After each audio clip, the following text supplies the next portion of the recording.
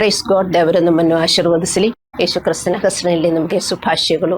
ದೇವರ ನಾಮಕ್ಕೆ ಮಹಿಮೆಯುಂಟಾಗಲಿ. ನಮ್ಮ ಇಂದಿನ ಸಂದೇಶದ ಶೀರ್ಷಿಕೆ, ನಿಮ್ಮ ದೀಪದಲ್ಲಿ ಎಣ್ಣೆ ಇದೆ.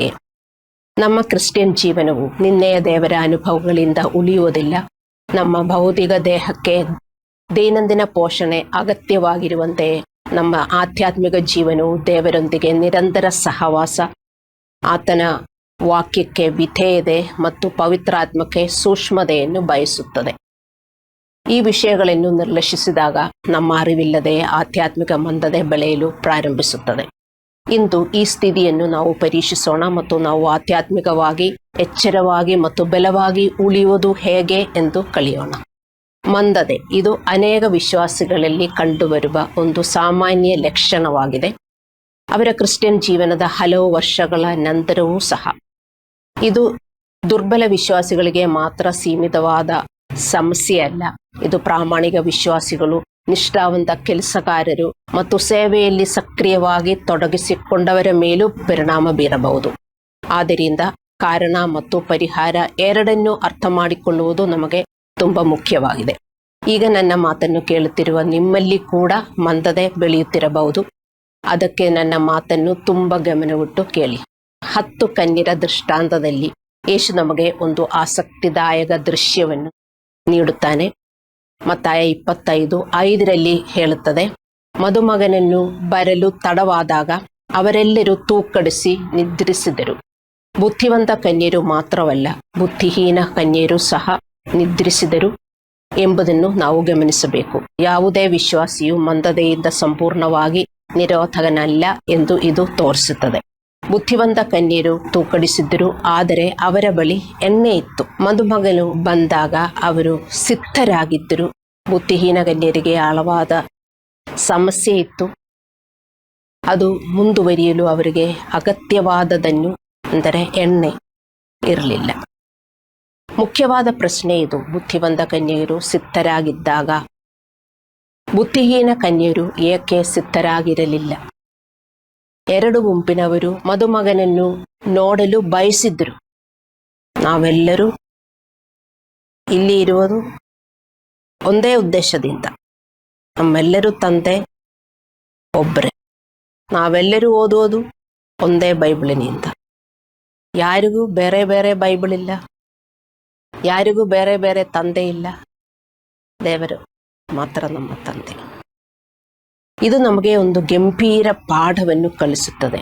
ಕ್ರಿಶ್ಚಿಯನ್ ಜೀವನವು ಕೇವಲ ಚೆನ್ನಾಗಿ ಪ್ರಾರಂಭಿಸುವುದರಿಂದಲ್ಲ, ಅದು ಚೆನ್ನಾಗಿ ಮುಂದುವರಿಯುವುದರ ಬಗ್ಗೆ. ಎಲ್ಲರೂ ಸಂತೋಷದಿಂದ, ಉತ್ಸಾಹದಿಂದ ಕ್ರಿಶ್ಚಿಯನ್ ಜೀವನ ಪ್ರಾರಂಭಿಸುತ್ತಾರೆ. ಬಾಪ್ಟಿಸಮ್ ತಕ್ಕೊಳ್ತಾರೆ.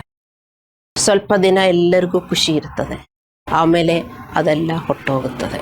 ಅನೇಕ ವಿಶ್ವಾಸಿಗಳು ಹೆಚ್ಚಿನ ಉತ್ಸಾಹದಿಂದ ಪ್ರಾರಂಭಿಸುತ್ತಾರೆ, ಆದರೆ ವರ್ಷಗಳಲ್ಲಿ ಆಧ್ಯಾತ್ಮಿಕ ಮಂದತೆ ಬೆಳೆಯಲು ಪ್ರಾರಂಭಿಸುತ್ತದೆ. ಕಾರಣ ಏನು? ಕಾರಣ ಹೆಚ್ಚಾಗಿ ಬಹಿರಂಗ ಪಾಪ ಅಥವಾ ದೇವರ ನಿರಾಕರಣೆ ಅಲ್ಲ, ಬದಲಾಗಿ ಅವರು ತಮ್ಮ ಆಧ್ಯಾತ್ಮಿಕ ಜೀವನದ ನವೀಕರಣವನ್ನು ನಿರ್ಲಕ್ಷಿಸುತ್ತಾರೆ. ನಮ್ಮ ಸಮಸ್ಯೆಗಳು ಮತ್ತು ನೋವುಗಳ ಮೂಲಕ ಹೋದಾಗ ನಮ್ಮ ಆಧ್ಯಾತ್ಮಿಕ ಜೀವನವನ್ನು ನಾವು ನಿರ್ಲಕ್ಷಿಸಬಾರದು. ನಾವು ಆಧ್ಯಾತ್ಮಿಕ ಜೀವನ ನಿರ್ಲಕ್ಷಿಸಿದರೆ ನಮ್ಮ ಜೀವನ ಮಂದವಾಗುತ್ತದೆ. ಬುದ್ಧಿಹೀನ ಕನ್ಯರು ಸಂಪೂರ್ಣವಾಗಿ ಸಿದ್ಧರಾಗಿರಲಿಲ್ಲ. ಅವರ ಬಳಿ ದೀಪಗಳಿದ್ದವು. ಅವರು ಮದಲಿಂಗನಿಗಾಗಿ ಕಾಯುತ್ತಿದ್ದರು ಮತ್ತು ಮಧ್ಯರಾತ್ರಿಯಲ್ಲಿ ಕೂಗು ಬಂದಾಗ ಅವರು ತಕ್ಷಣ ಎದ್ದು ತಮ್ಮ ದೀಪಗಳನ್ನು ಸಿದ್ಧಪಡಿಸಲು ಪ್ರಾರಂಭಿಸಿದರು. ನಮಗೆ ಈ ಕಥೆ ಗೊತ್ತು. ಮತ್ತಾಯ 25:7-8. ಆದರೂ ಅವರು ಮದಲಿಂಗನನ್ನು ನೋಡಲು ತಪ್ಪಿಸಿಕೊಂಡರು. ಅಂತಹ ವಿಶ್ವಾಸಿಗಳು ತಮ್ಮ ಆಧ್ಯಾತ್ಮಿಕ ಜೀವನಕ್ಕೆ ಪ್ರಾಮುಖ್ಯತೆ ನೀಡುವುದರಲ್ಲಿ ವಿಫಲರಾಗುತ್ತಾರೆ. ತಮ್ಮ ಸಮಸ್ಯೆಗಳ ಮೂಲಕ ವಿಧೇಯತೆಯಲ್ಲಿ ಬೆಳೆಯುವ ಬದಲು ಅವರು ಅವಿಧೇಯತೆ ಮತ್ತು ನಿರಾಸೆಯಲ್ಲಿ ಬೆಳೆಯುತ್ತಾರೆ. ನಿರಂತರ ಚಿಂತೆ, ಭಯ, ಆತಂಕದಲ್ಲಿ ಬೆಳೆಯುತ್ತಾರೆ. ದೇವರು ಹೇಳುತ್ತಾರೆ, ಚಿಂತಿಸಬೇಡಿ. ದೇವರು ಹೇಳುತ್ತಾರೆ, ಭಯಪಡಬೇಡಿ. ದೇವರು ಹೇಳುತ್ತಾರೆ, ನಾನಿದ್ದೀನಿ ನಿಮಗೆ ಅಂತ. ಇದೆಲ್ಲ ಆವಾಗ ಬೈಬಲಲ್ಲಿ ಉಳಿಯುತ್ತದೆ. ಅದು ನಮ್ಮ ಜೀವನದಲ್ಲಿ ಬದಲಾಗುವುದಿಲ್ಲ. ಇದರ ಪರಿಣಾಮವಾಗಿ ಅವರು ತಮ್ಮ ಎಣ್ಣೆಯನ್ನು ಕಳೆದುಕೊಳ್ಳುತ್ತಾರೆ. ಅವರು ಚರ್ಚೆಗೆ ಹೋಗಬಹುದು, ಬೈಬಲ್ ಓದಬಹುದು, ಪ್ರಾರ್ಥಿಸಬಹುದು. ಆದರೆ ದೇವರಿಗೆ ವಿಧೇಯರಾಗಿ ದೇವರ ಭಯದಿಂದ ಜೀವಿಸೋದು ಅವರಿಗೆ ಆದ್ಯತೆ ಇಲ್ಲ. That is not their priority. ವಿಶ್ವಾಸಿಗಳು ತಮ್ಮ ಆಧ್ಯಾತ್ಮಿಕ ಜೀವನಕ್ಕೆ ಆದ್ಯತೆ ನೀಡುವುದನ್ನು ನಿಲ್ಲಿಸಿದಾಗ ಆಧ್ಯಾತ್ಮಿಕ ಮಂದತೆ ಪ್ರಾರಂಭವಾಗುತ್ತದೆ. ನಮಗೆ ಗೊತ್ತು, ನಾವು ಚೆನ್ನಾಗಿ ಊಟ ಮಾಡಲಿಲ್ಲದಿದ್ದರೆ ನಮ್ಮ ಶರೀರಕ್ಕೆ ಏನಾಗುತ್ತದೆ ಎಂದು ನಮಗೆಲ್ಲರಿಗೂ ಗೊತ್ತಿದೆ. ನಾವೆಲ್ಲರೂ ನಮ್ಮ ಬಾಡಿಯನ್ನು ಕೇರ್ ಮಾಡುತ್ತೇವೆ. ಎಷ್ಟು ಆಹಾರ ಬೇಕು, ಪೌಷ್ಟಿಕ ಆಹಾರ ಬೇಕು, ಅದೆಲ್ಲ ನಾವು ತಕ್ಕೊಳ್ತೇವೆ. ನಮಗೆ ಗೊತ್ತು, ಅದು ತಕ್ಕೊಂಡಿಲ್ಲದಿದ್ದರೆ ನಮ್ಮ ಬಾಡಿ ಎಷ್ಟು ವೀಕ್ ಆಗುತ್ತೆ. ಅದಕ್ಕೆ ನಮಗೆ ಜ್ಞಾನ ಇದೆ. ಆದರೆ ಅದೇ ತರ ನಮ್ಮ ಆತ್ಮವನ್ನು ನಾವು ಪೋಷಿಸಬೇಕು. ಆತ್ಮ ಪೋಷಿಸಬೇಕಂದ್ರೆ, ಆತ್ಮ ಶಕ್ತಿಯುತವಾಗಿ ಇರಬೇಕಂದ್ರೆ ನಾವು ದೇವರ ವಾಕ್ಯ ಪಾಲಿಸಬೇಕು. ದೇವರ ಮಕ್ಕಳೇ, ಅದೇ ನಮ್ಮ ಆಹಾರ. ಅದು ಪಾಲಿಸುವುದರಿಂದ ಮಾತ್ರ ನಮ್ಮ ಆಶೀರ್ವಾದಗಳು ಬರುವುದು, ನಮಗೆ ಮುಂದೆ ನಡೆಯಕ್ಕಾಗುವುದು. ಇದು ನೀವು ಎಂದಿಗೂ ಮರೆಯಬಾರದು. ಇದು ವಿಶ್ವಾಸ ಮಾಡುವುದಕ್ಕೆ ನೀವು ನಿರ್ಲಕ್ಷಿಸಬಾರದು.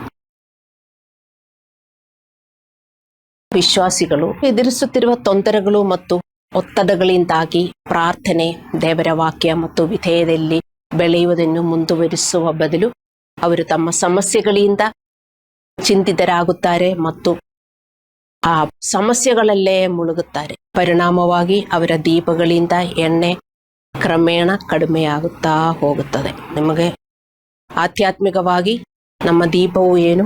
ನಮ್ಮ ಆತ್ಮ. ಜ್ಞಾನೋಕ್ತಿಗಳು 20:27. ಮತ್ತು ಎಣ್ಣೆ ಏನು? ನಮ್ಮ ನಿರಂತರ ವಿಧೇಯತೆಯನ್ನು ಎಣ್ಣೆ ಪ್ರತಿನಿಧಿಸುತ್ತದೆ. ವಿಧೇಯತೆಯ ಪ್ರತಿಯೊಂದು ಹೆಜ್ಜೆಯು ದೀಪಕ್ಕೆ ಎಣ್ಣೆಯು ಸೇರಿಸುತ್ತದೆ ಮತ್ತು ನಮ್ಮ ಜೀವನವನ್ನು ಬಲಪಡಿಸುತ್ತದೆ. ನಮ್ಮಲ್ಲಿ ದೀಪ ಇದೆ, ನಮ್ಮ ಆತ್ಮ. ದೀಪದಲ್ಲಿ ನಾವು ಎಣ್ಣೆ ಹಾಕ್ತಾ ಇರಬೇಕು. ಇಲ್ಲದಿದ್ದರೆ ಅದೇನಾಗುತ್ತದೆ ಎಂದು ನಿಮಗೆ ಗೊತ್ತಾಗುತ್ತದೆ. ನಮ್ಮ ಗಮನವು ದೇವರಿಂದ ನಮ್ಮ ಸನ್ನಿವೇಶಗಳ ಕಡೆಗೆ ಬದಲಾದಾಗ ಆಧ್ಯಾತ್ಮಿಕ ಮಂದತೆ ಕ್ರಮೇಣ ಆವರಿಸಿಕೊಳ್ಳುತ್ತದೆ. ಮತ್ತೆ ನಮಗೇನಾಗುತ್ತದೆ ಎಂದು ನಮಗೆ ಅರ್ಥವಾಗುವುದಿಲ್ಲ. ಪರಿಣಾಮವಾಗಿ ನಮ್ಮ ತೊಂದರೆಗಳ ಬಗ್ಗೆ ನಾವು ಹೆಚ್ಚು ಚಿಂತಿಸುತ್ತೇವೆ, ತೊಂದರೆಗಳ ಬಗ್ಗೆ ನಾವು ಹೆಚ್ಚು ಮಾತನಾಡುತ್ತೇವೆ. ಆದರೆ ನಮ್ಮ ಶರೀರಕ್ಕೆ ಏನಾದರೂ ಆದರೆ ತಕ್ಷಣ ನಾವು ಡಾಕ್ಟರ್ ಹತ್ರ ಹೋಗ್ತೇವೆ. ಡಾಕ್ಟರ್ ಏನು ಹೇಳಿದ್ರು ಕಣ್ಣು ಮುಚ್ಚಿಕೊಂಡು ನೀವು ವಿಶ್ವಾಸ ಮಾಡುತ್ತೀರಿ. ನಿಮ್ಮ ಹೃದಯಕ್ಕೆ ರೋಗ ಇದ್ದರೆ, ಬೇರೆ ಯಾವುದೋ ಭಾಗಕ್ಕೆ ರೋಗ ಇದೆ ಎಂದು ಹೇಳಿದ್ರು ನೀವು ಅವರನ್ನು ವಿಶ್ವಾಸ ಮಾಡ್ತೀರಿ. ಅಂದರೆ they are the authority. Doctor is the authority. ನಿಮಗೆ ನಂಬಬಹುದು, ನೀವು ನಂಬುತ್ತೀರಾ. ಅವರೇನು ಮಾತ್ರೆ ಕೊಟ್ಟರು ಅದು ನೀವು ತಕ್ಕೊಳ್ತೀರಾ. ಆದರೆ ನಮ್ಮ ಆಧ್ಯಾತ್ಮಿಕ ಜೀವನದಲ್ಲಿ ಏನಾದರೂ ಆದರೆ ನಾವು ದೇವರ ಹತ್ರ ಹೋಗೋದಿಲ್ಲ, ಪಾಸ್ಟರ್ ಹತ್ರ ಹೋಗೋದಿಲ್ಲ, ವಾಕ್ಯ ಏನೆಂದು ನಮಗೆ ಗೊತ್ತಾಗುವುದಿಲ್ಲ, ಪಾಸ್ಟರ್ ಸಲಹೆ ಏನೆಂದು ನೀವು ಕೇಳುವುದಿಲ್ಲ. ಅಲ್ಲವೇ? ಎಲ್ಲರಿಗೂ ಅದರಲ್ಲಿ ವಿಶ್ವಾಸನೇ ಇಲ್ಲ. ನೀವು ಯೋಚನೆ ಮಾಡಿ ನೋಡಿ. ಹಲ್ಲೆಲೂಯಾ. ಮತ್ತೊಂದೆಡೆ ಬುದ್ಧಿವಂತ ಕನ್ಯರು ತಮ್ಮ ಆಧ್ಯಾತ್ಮಿಕ ಜೀವನಕ್ಕೂ ಗಂಭೀರವಾಗಿ ಅವರು ಪರಿಗಣಿಸುವುದರಿಂದ ಅವರಿಗೆ ನಿರಂತರವಾಗಿ ಎಣ್ಣೆಯ ಪೂರೈಕೆ ಇರುತ್ತದೆ. ಪ್ರತಿಯೊಂದು ಪರೀಕ್ಷೆ, ಕಷ್ಟ ಮತ್ತು ವಿಳಂಬದ ಮೂಲಕ ಅಂತಹ ವಿಶ್ವಾಸಿಗಳು ಬೆಳೆಯುತ್ತಲೇ ಇರ್ತಾರೆ. 2 ತರ ವಿಶ್ವಾಸಿಗಳು ದೇವರ ರಾಜ್ಯದಲ್ಲಿ ಇದ್ದಾರೆ: ಬುದ್ಧಿವಂತ ಕನ್ಯಗರು, ಬುದ್ಧಿಹೀನ ಕನ್ಯಗರು. ಬುದ್ಧಿವಂತ ಕನ್ಯರಿಗೆ ದೇವರು ಏನು ಜಾಸ್ತಿ ಕೊಡಲಿಲ್ಲ, ಬುದ್ಧಿಹೀನ ಕನ್ಯರಿಗೆ ಏನು ಕಮ್ಮಿನೂ ಕೊಡಲಿಲ್ಲ. ದೇವರೆಲ್ಲರಿಗೂ ಕೊಟ್ಟಿರುವುದು ಸಮಾನ. ನಾವೆಲ್ಲರೂ ಒಂದೇ ತರ. ನಮ್ಮ ತಂದೆಗೆ ನಾವೆಲ್ಲರೂ ಒಂದೇ ತರ.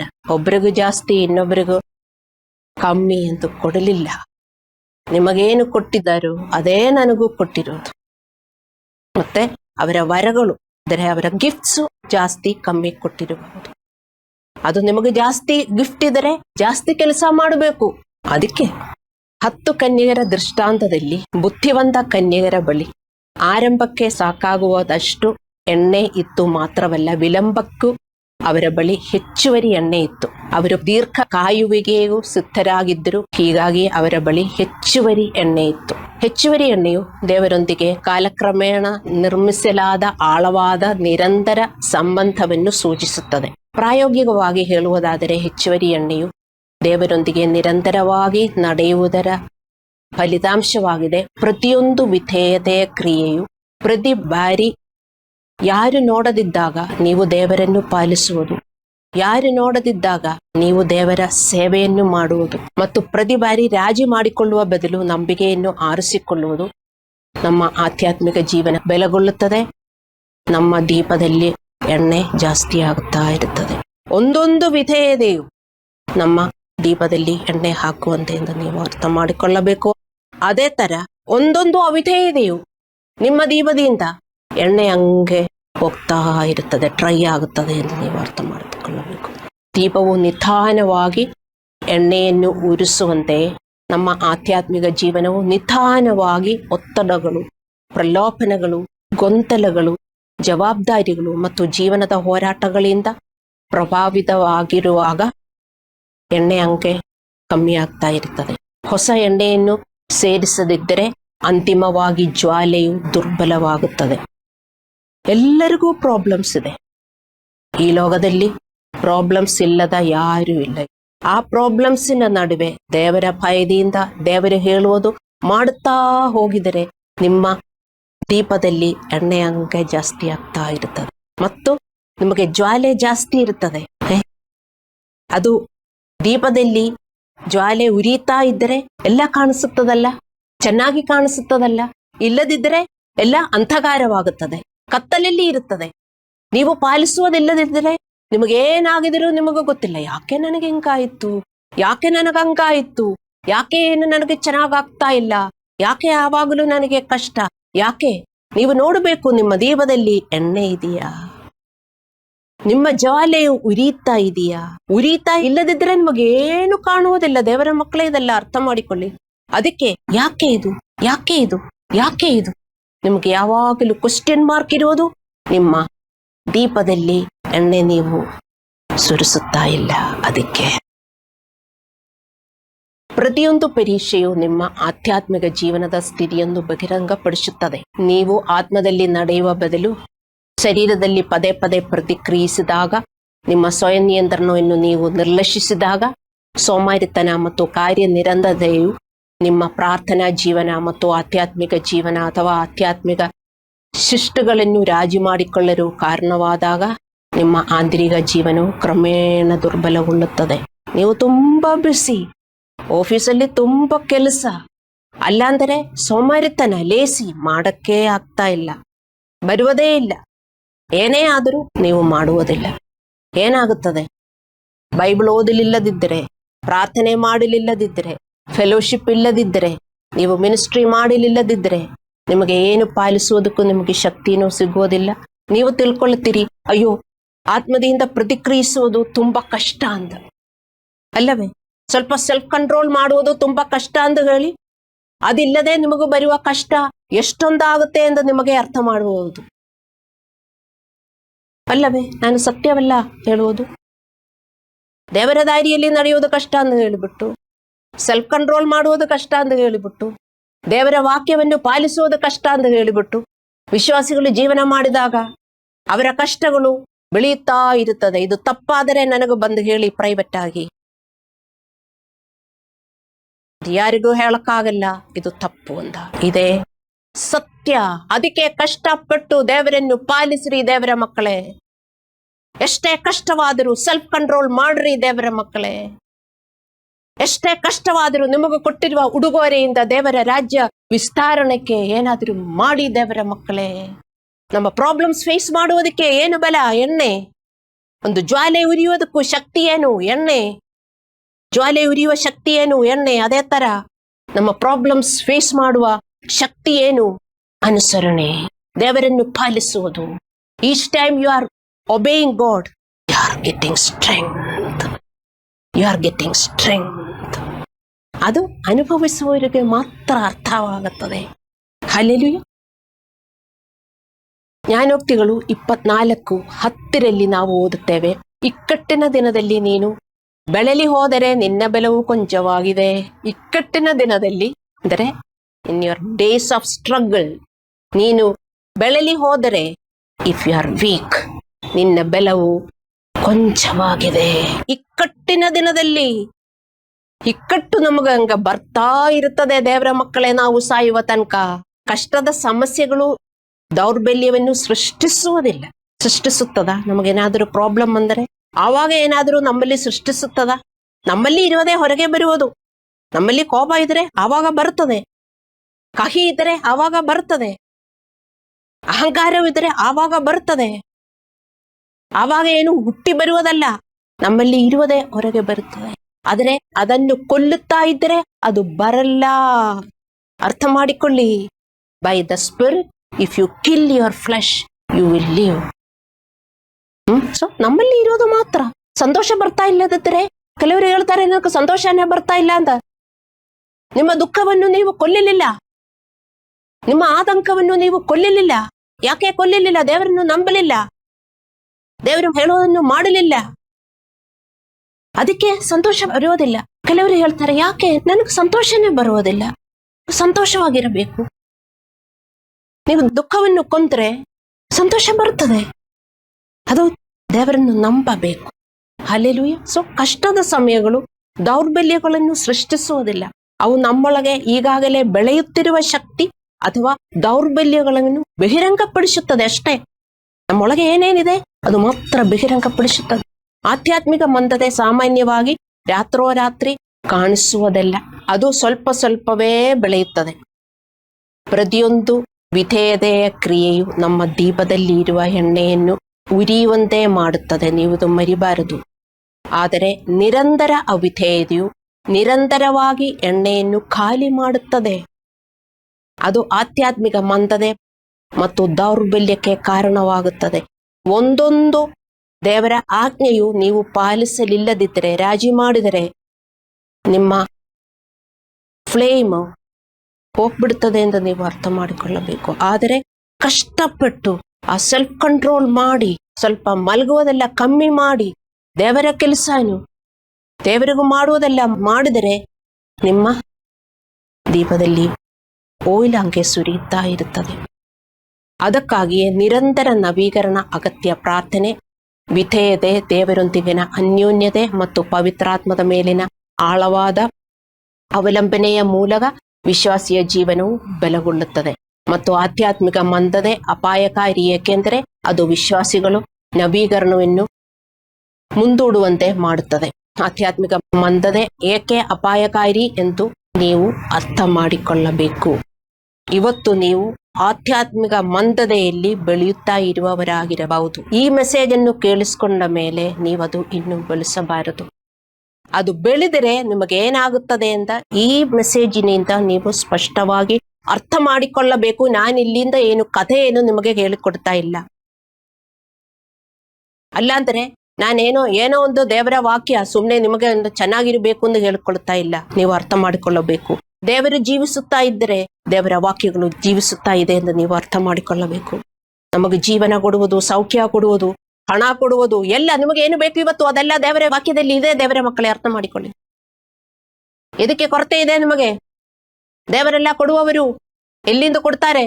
ದೇವರ ವಾಕ್ಯಗಳನ್ನು ಪಾಲಿಸಿ, ನಿಮಗೆ ಸಿಗುತ್ತದೆ. ಬರೀ ಪ್ರಾರ್ಥನೆಯಿಂದಲ್ಲ, ಪ್ರಾರ್ಥನೆಯಿಂದ ನಿಮಗೆಲ್ಲ ಸಿಗುತ್ತದೆ ಎಂದು ಬೈಬಲಲ್ಲಿ ಬರೀಲಿಲ್ಲ. ಅದು ಮನುಷ್ಯನ ಗಾಸ್ಪಲ್. ಪೌಲನು ಹೇಳಿದ್ದಾರೆ, ಮನುಷ್ಯನ ಗಾಸ್ಪಲ್ ಅಲ್ಲಿ ವಿಶ್ವಾಸ ಮಾಡಬಾರದು ಅಂತ. ಆಧ್ಯಾತ್ಮಿಕ ಮಂದತೆ ಏಕೆ ಅಪಾಯಕಾರಿ ಎಂದು ನಾವು ಅರ್ಥ ಮಾಡಿಕೊಳ್ಳಬೇಕು. ಏಕೆಂದರೆ ಅದು ಅಪರೂಪಕ್ಕೆ ಒಬ್ಬ ವ್ಯಕ್ತಿಯು ದೇವರನ್ನು ತಕ್ಷಣವೇ ತಿರಸ್ಕರಿಸುವಂತೆ ಮಾಡುತ್ತದೆ. ಬದಲಾಗಿ ಅದು ದೇವರಿಗೆ ಪ್ರತಿಕ್ರಿಯಿಸುವುದು ವಿಳಂಬಗೊಳಿಸುತ್ತದೆ. ದೇವರು ಮಾತನಾಡುವಾಗ ಅವರು ನಂತರ ಒಂದು ಗೈಡೆನ್ಸ್ ಕೊಟ್ಟಾಗ ಅವರದು ಓದಿಬಿಟ್ಟು ಪಾಲಿಸುವುದಿಲ್ಲ. ನಂತರ ಆಮೇಲೆ ನೋಡಿದರಾಯಿತು. ಹೀಗಾಗಿ ಅವರು ವಿಧೇಯತೆಯನ್ನು ಮುಂದೂಡುತ್ತಲೇ ಇರುತ್ತಾರೆ. ಇವರ ಬಗ್ಗೆ ಇಬ್ರಿಯರಿಗೆ 5:11-12 ಹೇಳುತ್ತದೆ. ಈ ವಾಕ್ಯ ಹೀಗೆ ಓದುತ್ತೇವೆ. ಆತನ ವಿಷಯದಲ್ಲಿ ನಾವು ಹೇಳಬೇಕಾದ ಮಾತುಗಳು ಬಹಳ ಉಂಟು. ನಿಮ್ಮ ಕಿವಿಗಳು ಮಂದವಾದದ್ದರಿಂದ ಅದನ್ನು ವಿವರಿಸುವುದು ಕಷ್ಟವಾಗಿದೆ. ನೀವು ಇಷ್ಟರೊಳಗೆ ಬೋಧಕರಾಗಿರಬೇಕಾಗಿದ್ದರೂ ಒಬ್ಬನು ನಿಮಗೆ ದೇವಭಕ್ತಿಗಳ ಮೂಲ ಪಾಠಗಳನ್ನು ತಿರುಗಿಸಿ ಕಳುಹಿಸಿಕೊಡಬೇಕಾಗಿದೆ. ನೀವು ಹಾಲು ಕುಡಿಯೋದಕ್ಕೆವರೇ ಹೊರತು ಗಟ್ಟಿಯಾದ ಆಹಾರವನ್ನು ತಿನ್ನಕ್ಕೆ ತಕ್ಕದವರಲ್ಲ. ವಿಶ್ವಾಸಿಗಳಿಗೆ ಬರೀ ಹಾಲು ಸಾಕು, ಗಟ್ಟಿಯಾದ ಆಹಾರ ಬೇಡ. ಗಟ್ಟಿಯಾದ ಆಹಾರ ತಿಂದರೆ ಅವರಿಗೆ ಬರೀ ಟೆಸ್ಟ್ ಮಣೀಸ್ ಇರ್ತದೆ. ದೇವರ ಮಕ್ಕಳೇ, ಅರ್ಥ ಮಾಡಿಕೊಳ್ಳಬೇಕು. ನಿಮಗೆ ಇವತ್ತು ಟೆಸ್ಟ್ ಮಣಿ ಇಲ್ಲದಿದ್ದರೆ ನೀವು ಬರೀ ಕೇಳಿಸ್ಕೊಂಡು ಹೋಗ್ತೀರಿ ಮತ್ತು ಮಂದದೆಯಲ್ಲಿ ನೀವು ಮುಂದುವರಿಯುತ್ತಾ ಇದ್ದೀರಿ ಅಂತ ಅರ್ಥ. ಯೋಚಿಸಿ ನೋಡಿ, ನೀವು ದೇವರನ್ನು ಬಿಟ್ಟಿಲ್ಲ, ನೀವು ಚರ್ಚಲ್ಲಿ ಬರ್ತಾ ಇದ್ದೀರಿ, ನೀವೆಲ್ಲ ಮಾಡ್ತಾ ಇದ್ದೀರಿ, ಆದರೆ ಮಂದದೆ, ಅಯ್ಯೋ ನನಗೆ ಯಾವಾಗಲೂ ಕಷ್ಟ ಅಂತ ಇನ್ನೂ ತಿಳ್ಕೊಳ್ತಾ ಇದ್ದೀರಿ. ಲೈಟ್ ಇದ್ರೆ ತಾನೇ ಕಾಣುವುದು, ಕತ್ತಲಲ್ಲಿ ಇದ್ರೆ ಇದೆಲ್ಲ ಯಾಕೆ ಅಂತ ಅರ್ಥವಾಗುವುದಿಲ್ಲ. ಲೈಟಲ್ಲಿ ಇದ್ರೆ ಅರ್ಥವಾಗುತ್ತದೆ, ಅಯ್ಯೋ ನಾನಿನ್ನೂ ಚೇಂಜ್ ಆಗಬೇಕು, ನಾನಿನ್ನೂ ಚೇಂಜ್ ಆಗಬೇಕು ಅಂದ್ರೆ ಅವರಿಗೆ ಅರ್ಥವಾಗುತ್ತದೆ. ಹಲ್ಲೆಲೂಯಾ. ನಾನಿಲ್ಲಿಂದ ಬೋಧಿಸುವುದು ಕಥೆಯಲ್ಲ, ನಿಮ್ಮ ಜೀವನ. ನಮಗೆ ಜೀವನ ಕೊಡುವುದಕ್ಕೆ ದೇವರು ಬಂದಿರುವುದು. ಆ ಜೀವನ ದೇವರ ವಾಕ್ಯದಿಂದ ಮಾತ್ರ ಸಿಗುವುದು ಎಂದು ನಾವು ಅರ್ಥ ಮಾಡಿಕೊಳ್ಳಬೇಕು. ನೀವು ಗೊತ್ತಿದ್ದರೂ ನೀವು ಪಾಲಿಸಲಿಲ್ಲದಿದ್ದರೆ ನಾನೇನು ಹೇಳಲಿ. ಈಗ ಸಾಮ್ಸೋನ್ನ ಕಥೆಯು ಮತ್ತು ಮೂರ್ಖ ಕನ್ಯೆಗರ ಕಥೆಯು ಒಂದು ಎಚ್ಚರಿಕೆ ಆಗುವುದು ಇಲ್ಲಿಯೇ. ಸಾಮ್ಸೋನಿನ ಕಥೆ ನಿಮಗೆ ಲಾಸ್ಟ್ ವೀಕ್ ನಾನು ಬೋಧಿಸಿದೆ. ಆ ಮೆಸೇಜ್ ನೀವು ಕೇಳಿಸ್ಕೊಂಡ್ರೆ ನಿಮಗೆ ಅರ್ಥವಾಗುತ್ತದೆ. ಸಾಮ್ಸೋನನನ್ನು ಒಂದೇ ದಿನದಲ್ಲಿ ಎಲ್ಲವನ್ನೂ ಕಳೆದುಕೊಳ್ಳಲಿಲ್ಲ. ಅವನು ಆಧ್ಯಾತ್ಮಿಕ ಅವನತಿ ಕ್ರಮೇಣ ಅವನಲ್ಲಿ ಬೆಳೆಯಿತು. ಅವನು ತನ್ನ ನಿಜವಾದ ಸ್ಥಿತಿಯನ್ನು ಅರಿತುಕೊಳ್ಳುವ ಹೊತ್ತಿಗೆ ಅವನು ಈಗಾಗಲೇ ಎಲ್ಲದೂ ನಷ್ಟವಾಯಿತು. ಅದೇ ತರ ವಿಶ್ವಾಸಿಗಳು ಕಷ್ಟಪಟ್ಟು ಪಾಲಿಸಿ, ನಿಮಗೆ ಒಳ್ಳೆಯದಾಗುತ್ತದೆ.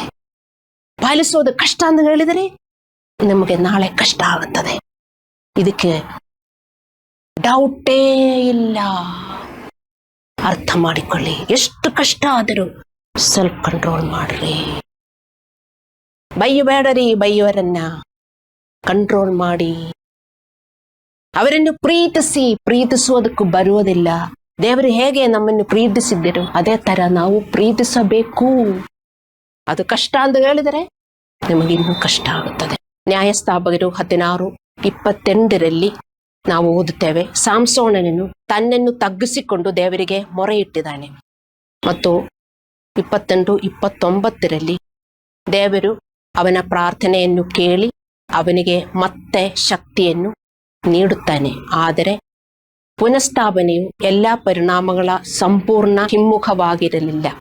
ಅವನ ದೃಷ್ಟಿ ಪುನಃಸ್ಥಾಪಿಸಲಿಲ್ಲ. ಅವನ ಅವಿಧೇಯತೆಯಿಂದ ಅವನ ದೃಷ್ಟಿ ಹೋಯಿತು. ನಿಮಗೇನಾದರೂ ಹೋಗಿದರೆ ದೇವರ ಮಕ್ಕಳೇ ಏನು ಮಾಡ್ತೀರಾ? ಈಗ ಕನ್ನಡಕ್ಕೆ ಅಲ್ಲ ಹಾಕಬಹುದು, ಆವಾಗ ಕನ್ನಡಕ್ಕೆ ಹಾಕಿದರೂ ಕಾಣಲಿ. ಅಲ್ಲಿ ತನಕ ಹೋಗ್ಬೇಕಾ ವಿಶ್ವಾಸಿಗಳೇ?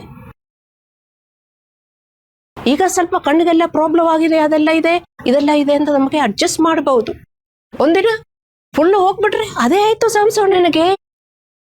ಸಾಮ್ಸೋಣನಿಗೆ ಅದೇ ಆಯ್ತು. ನೀವೇನು ತಿಳ್ಕೊಳ್ತೀರಿ? ಪಾಸ್ಟರ್ ಹಂಗೆಲ್ಲ ಪ್ರೀಚ್ ಮಾಡ್ತಾರೆ, ಹಂಗೆಲ್ಲ ಆಗುವುದಿಲ್ಲ ಅಂತ.